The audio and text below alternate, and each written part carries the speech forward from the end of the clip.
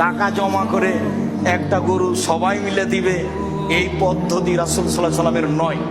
3-4 ভাই মিলে নিবে 3-4 ভাগ, আর গ্রামের 2 জন নিবে 3 ভাগ দিয়ে 7টা করবে, এই পদ্ধতি রাসূল সাল্লাল্লাহু আলাইহি সাল্লামের পক্ষ থেকে প্রমাণিত নয়। তবে অনেকে বলতে চেয়েছে যে 7 জনে যদি চলে তাহলে 3 জনও চলে, বারদার যে আরো ভালো চলে, 5 জনও চলে, আরো ভালো চলে। আমি দীর্ঘ এই 26 বছরের তদন্তে এইভাবে কুরবানি করা যাবে তা অবগত হতে পারে। আর আমি আব্দুর রাজ্জাক বিন ইউসুফ শরীয়ত থেকে সামান্যতম সরে আসতে চাই না। আবারও বলছি, ভাগে জন হিসাবে 7 জনই চলে, ভাগে পরিবার হিসাবে চলে না। শরীয়তকে মেনে এত বড় দামি ইবাদত করার চেষ্টা করেন, বা নেকি বেশি হবে। টাকা বেশি আছে, রাজস্থান থেকে উট কিনে নিয়ে এসে কুরবানি করেন। টাকা কম আছে, ষাঁড় কুরবানি কিনে কুরবানি দেন। টাকা কম আছে, খাসি কিনে কুরবানি দেন। টাকা কম আছে, ছাগি কিনে কুরবানি দেন। টাকা কম আছে, ভেড়া কিনে কুরবানি দেন। একটা গরুর ভাগে যত টাকা লাগে ওই টাকা দিয়ে অন্তত বর্তমান বাজারে 3টে ভেড়া কিনে পায়। গোস্ত খাওয়ার উদ্দেশ্যে কুরবানি করলে তো তাহলে এটা কবুল হবে না, উদ্দেশ্যই তো উল্টা হয়ে আছে। লা ইয়ানালাল্লাহু লুহুমুহা ওয়ালা দিমাউহা ওয়ালাকিন ইয়ানালুহু তাকওয়া মিনকুম। আল্লাহর নিকট তোমাদের কুরবানির গোস্ত, কুরবানির রক্ত পৌঁছে না, পৌঁছে তোমাদের অন্তর। যার নিয়ত পরিষ্কার, টাকা বৈধ, তারই কুরবানি কবুল হয়, এছাড়া কুরবানি কবুল হয় না।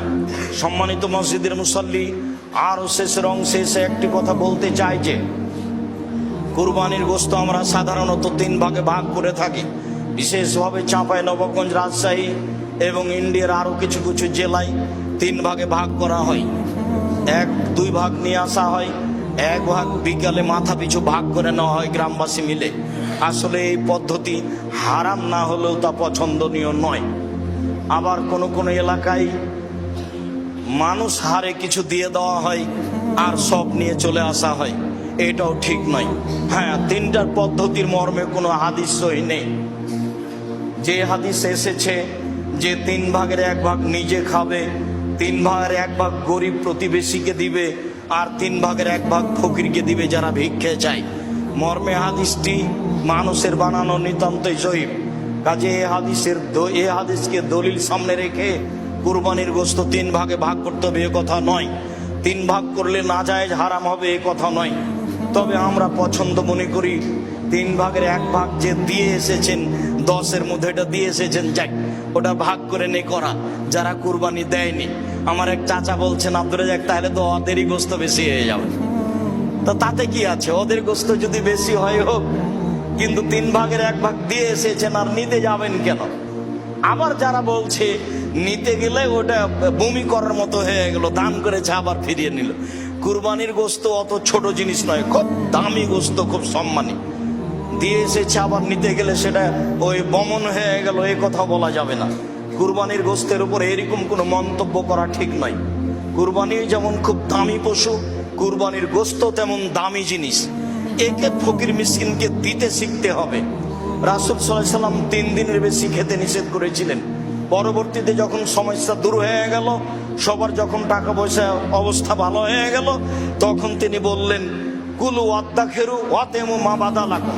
এখন তোমরা খাও, বাড়িতে জমা করে রাখো এবং দাও, যা পারো দাও, যা পারো খাও, যা পারো জমা রাখো। দেওয়ার বিষয়টা আপনার উপরে নির্ভর করে। 2 কেজি দিয়ে বাকি রেখে দিলেন, এটা কৃপণতা। কৃপণতা করে আপনি সফল হতে পারবেন না। অথচ 100 জন নেওয়ার জন্য আছে, কেউ নেওয়ার জন্য নেই, তা আপনি সবই রেখে দিলেন, ভালো কথা, রাখেন।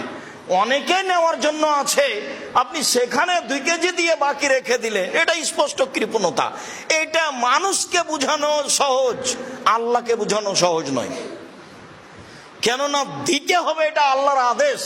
আল্লাহ তাআলা বলছেন, ফাকুলু ওয়াতেমুল বাইস ওয়াল ফকির। তোমরা কুরবানির গোশত নিজেরা খাও, দুস্থ গরিব ফকির মিসকিনকে খেতে দাও, এটা আল্লাহর আদেশ। কুরবানির সাথে আকিকার কোনো সম্পর্ক নেই। আকিকা 7 দিনের দিনই দিতে হবে। 7 দিনের আগে বাচ্চা মারা গেলে আকিকা চলে না, 7 দিনের পরে আকিকা চলে না, এ কথাই ঠিক। 14 দিনে আকিকা চলে মর্মে হাদিস জয়ীফ। 21 দিনে চলে মর্মে হাদিস জয়ীফ, জীবনে কোনো একদিন চলে মর্মে হাদিস জয়ীফ, এসব হাদিস আমলযোগ্য নয়।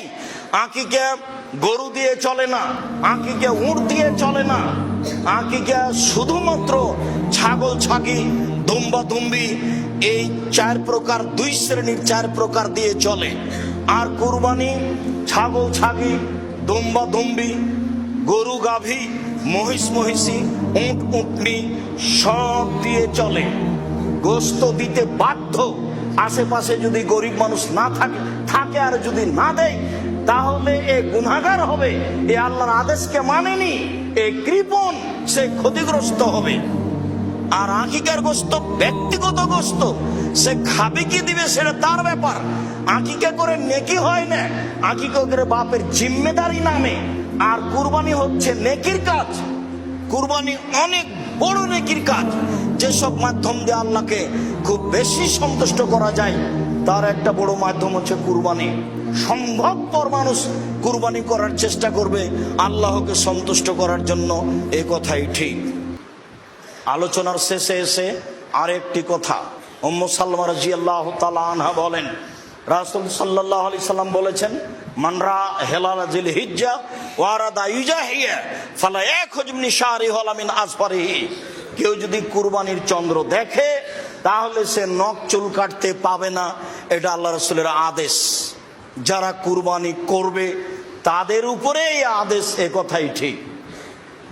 ছেলে মেয়ে যদি না করে, নাও করতে পারে, তবে ছেলে মেয়ে যারা কুরবানি দিচ্ছে না তারা নখ কাটলে গুনাহগার হবে, এ কথা নয়।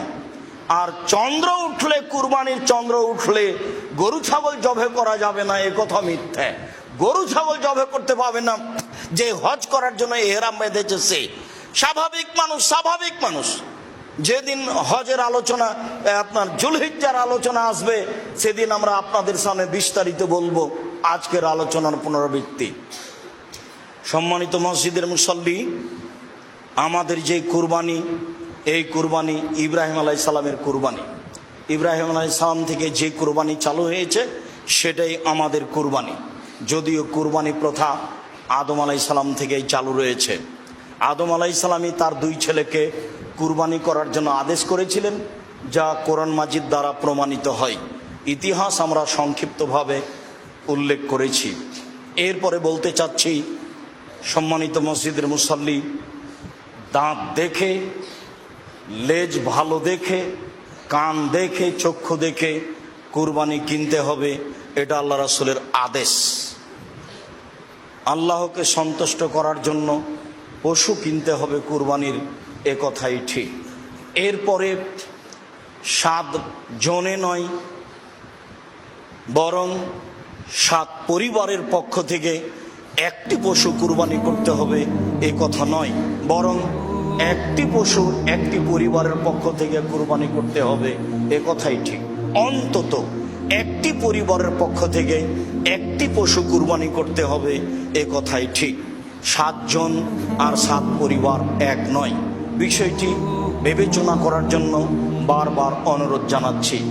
একটি পশুতে 7 জন অংশগ্রহণ করতে পারবে না, এ কথা আমরা কোনোদিনই বলিনি। একটি গরুতে 7 জন অংশগ্রহণ করতে পারে, একটি উটে 10 জন অংশগ্রহণ করতে পারে, তবে 10 পরিবার অংশগ্রহণ করবে এমন হাদিস আমাদের অবগতিতে আসেনি। যারা খুব জোরালো দাবি জানিয়ে বই পুস্তক লিখেছে, তাদের বইগুলি, তাদের কলমগুলি একাধিক দিন আমরা পড়ে দেখেছি, তাতে আমাদের কাছে স্পষ্ট হয়নি, বরং জোর করে চেষ্টা করা হচ্ছে, এটা আমরা বুঝেছি। সরাসরি যেটা প্রমাণ হচ্ছে সেটাই করলে ভালো হবে। একাধিক হাদিস রয়েছে, ব্যক্তি ও তার পরিবারের পক্ষ থেকে অন্তত একটি পশু কুরবানি করতে হবে। সম্মানিত মসজিদের মুসল্লি, কুরবানির গোশত 3 ভাগ করতে হবে, এ কথা নয়। 3 ভাগ করলে গুনাহ হবে, এ কথাও নয়। তবে 3 ভাগ করে 1 ভাগ দিয়ে এসেছে, এটা না নেওয়াই ভালো। যারা কুরবানি করেনি, দিতে পারেনি, দেয়নি, তারাই ভাগ করে নেক, এ কথা ঠিক। কুরবানির গোশত আত্মীয় স্বজনকে দিতে হবে না, এটা নয়, দিতেই হবে, এ কথাও নয়। কুরবানির গোশতে আত্মীয় স্বজন রক্ষা করতে হবে, এ কথা নয়। এই যে আম হচ্ছে এখন, চাঁপাইনবাবগঞ্জের মানুষ, রাজশাহীর মানুষ আত্মীয় স্বজনের বাড়ি আম পাঠিয়ে আত্মীয়তা রক্ষা করবে, কুরবানির গোশত আত্মীয়র কাছে পাঠাতে হবে জরুরি এমনটা নয়, পাঠানো যাবে না এ কথা নয়, এটা স্বাভাবিক গতিতে রাখতে হবে। মর্মে মসজিদের সকল মুসল্লিকে এবং সাথে সাথে অনলাইনে যারা আমাদের সাথে রয়েছেন তাদেরকে সময়ের গতিতে আমাদের খুতবা যারা দেখবেন, শুনবেন, জানবেন তাদেরকে অনুরোধ জানাচ্ছি, একমাত্র আল্লাহকে সন্তুষ্ট করার আশায় সহিহ হাদিসকে সামনে রেখে কুরবানি করুন। আল্লাহ আপনাদের তৌফিক দান করুক, আল্লাহুম্মা আমিন। আল্লাহ, তুমি আমাদের এই কুরবানি তোমার রাসূলের পদ্ধতিতে করার তৌফিক দান করো। আল্লাহ, তুমি আমাদের জামিয়া সালাফে কবুল করো। জামিয়া সালাফের ব্যাপারে যারা শত্রুতা করে তুমি তাদেরকে দমন করো, তুমি তাদেরকে হেদায়াত দান করো। আমাদের যে সমস্যা রয়েছে সেই সমস্যাগুলি তুমি দূর করে দাও। সকল মুসলিম ভাই বোনের জামিয়া সালাফের প্রতি ভালোবাসা দাও, তারা যেন ভালোবাসার সাথে জামিয়া সালাফের সার্বিক কাজে দানের হাত, সহায়তার হাত প্রশস্ত করতে পারে, এটা তুমি কবুল করো। আমরা খাকসার সাধারণ মানুষ, আমরা তোমার দরবারে জোরালো দাবি জানাচ্ছি, তুমি জামিয়া সালাফের সার্বিক সমস্যা দূর করে যারা জামিয়া সালাফেকে ভালোবাসে, যারা জামিয়া সালাফে কিছু দান খেরাত করে, তুমি তাদের অর্থ সম্পদে বরকত দান করো, তুমি তাদের অর্থ সম্পদের নিরাপত্তা দান করো। যাদের আত্মীয় স্বজন তাদের মারা গেছে, তুমি তাদের কবরের শাস্তি মাফ করো। প্রিয় দিনী ভাই, ভিডিওটি ভালো লাগলে অবশ্যই লাইক কমেন্ট করবেন, অ্যান্ড অবশ্যই ভিডিওটি শেয়ার করে আপনার বন্ধুদের মাঝে ছড়িয়ে দিবেন।